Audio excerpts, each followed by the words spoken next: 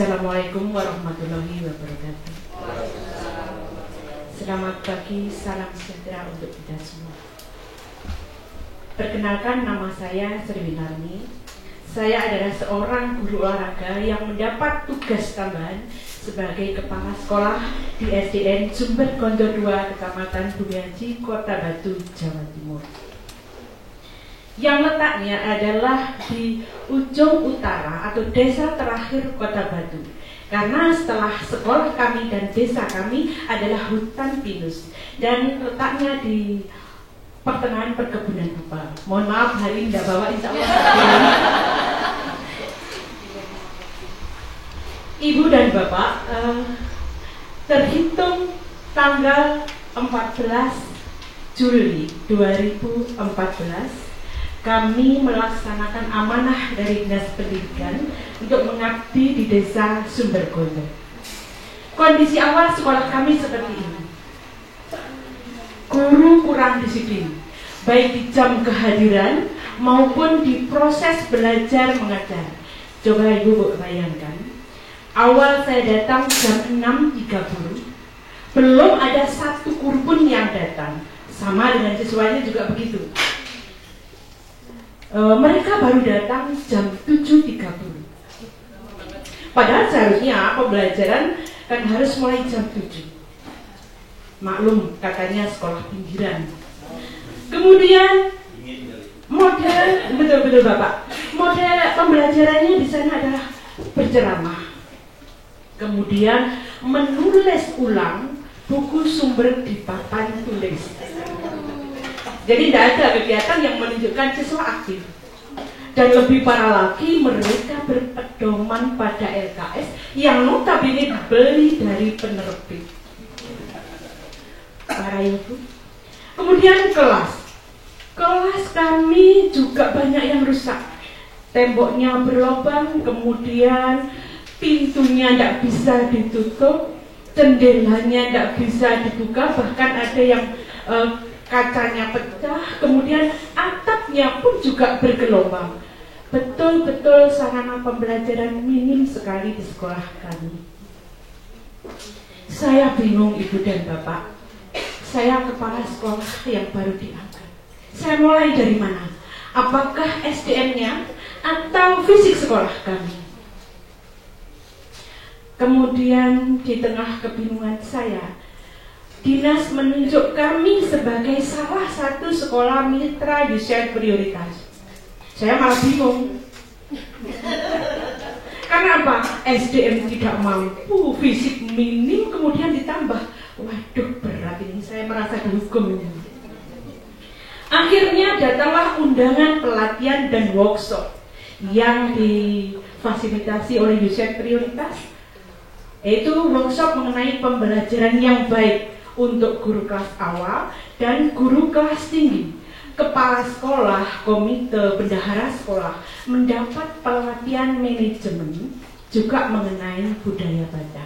Kesempatan inilah saya manfaatkan, kami mengirimkan semua guru yang ada di sekolah kami juga komite.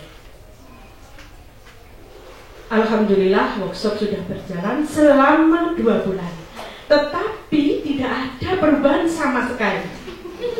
Sepertinya setelah pelatihan tutup buku ya sudah. Pembelajaran tetap seperti biasa. Dinding kami belum ada madingnya. Kemudian saya selalu setiap pagi melihat supervisi kelas. Gimana ini? Kok santai ya?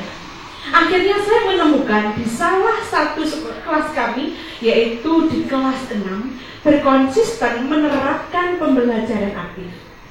Alhamdulillah hari ini beliau saya ajak sebagai riwetnya.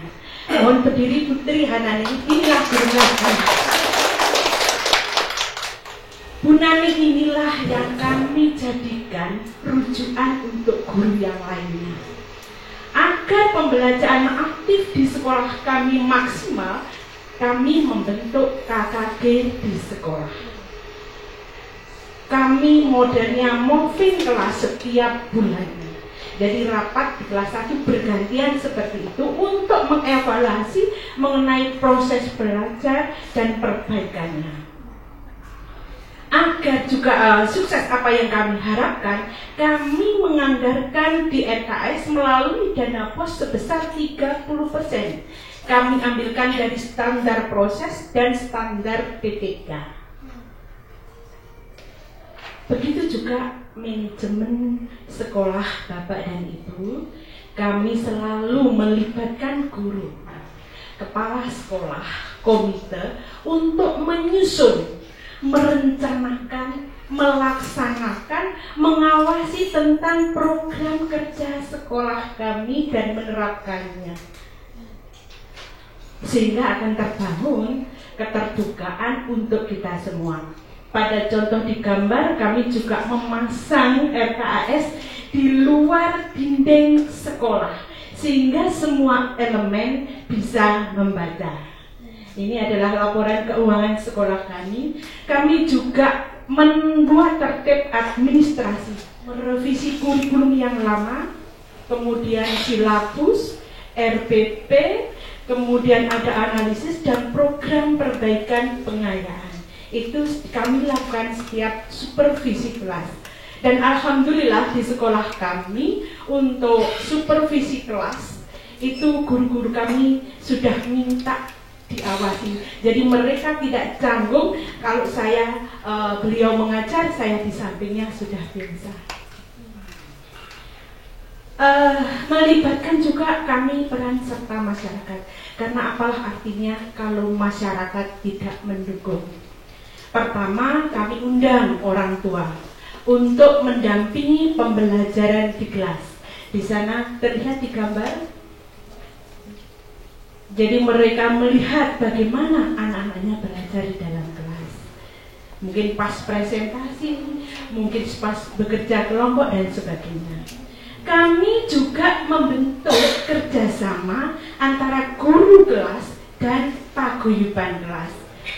Kami fasilitasi untuk membuat atau bermusyawarah, menyusun rencana kebutuhan kelas sendiri, sehingga akan mendukung pembelajaran aktif dan program budaya baca. Kami juga melibatkan orang tua dalam pembangunan sekolah, di antaranya membangun greenhouse yang kalau di Kota Batu PLH adalah mulok tambahan. Kemudian kami juga menjadikan wali murid sebagai narasumber pembelajaran. Di antaranya karena lingkungan kami pertanian, kami yang ajak beliau yang punya keahlian, bahkan juga ada yang ahli di pencak silat, kami ajak untuk mengisi di eskul. Kemudian kami juga bekerja sama dengan lembaga-lembaga lain, di antaranya adalah kantor KRH, Dinas Perpustakaan Kota, dan Dinas Kesehatan. Untuk itu, dampaknya apa?